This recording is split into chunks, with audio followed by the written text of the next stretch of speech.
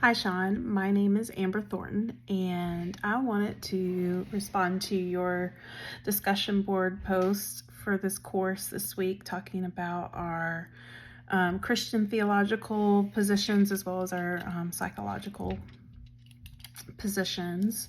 I loved that you referenced James Sire's book. I had a chance to look over it as well, and I thought it was fantastic. And I also align with the belief that God is infinite and He's the source of all. He's transcendent, personable, all those things, and that we're created in His image. But also with the capacity, you mentioned with the capacity to act on our own through intelligence, morality, and creativity, but having our identity in God. I really love that. And I just think it speaks to the character of who God is as well, that He has called us to live in His image and bear His image, but at the same time, it's also very personable in the expression that we have of who He is. You went on to talk about the psychological position that you have, leaning more towards a humanistic standpoint, and with a socio-cultural perspective.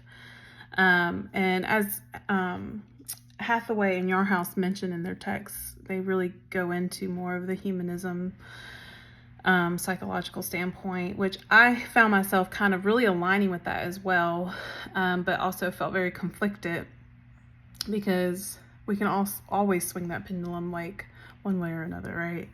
And can see a huge trap with humanistic approach. And you even talk about that the focus is on the whole person and self-actualization.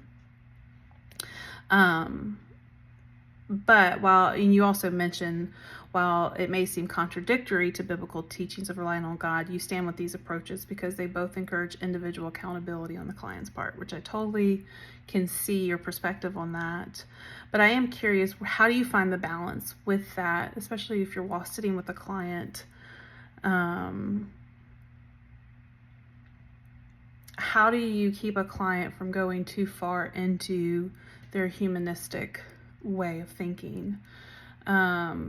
Because I do believe in free will. I believe that the Lord has given us the freedom to think and the freedom to feel, and that within our humanism there are a lot of things that are possible, but not everything is permissible.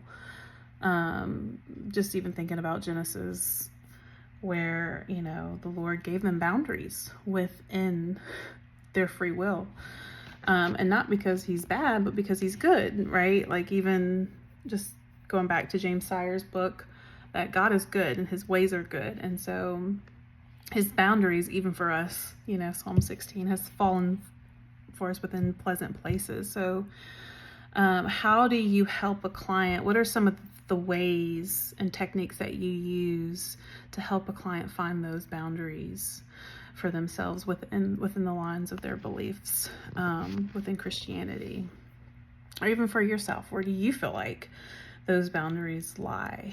I know you talk about accountability on the client's part, but what exactly do you feel like they're accountable to, and how do you help them hold that line? And what does it look like for you to hold them accountable, even as the counselor or the clinician? Okay, anyways, I appreciate it, your posts, and enjoyed just reading your perspective, even from a psychological position. Really great food for thought. I hope you are enjoying the class, and I look forward to more dialogue.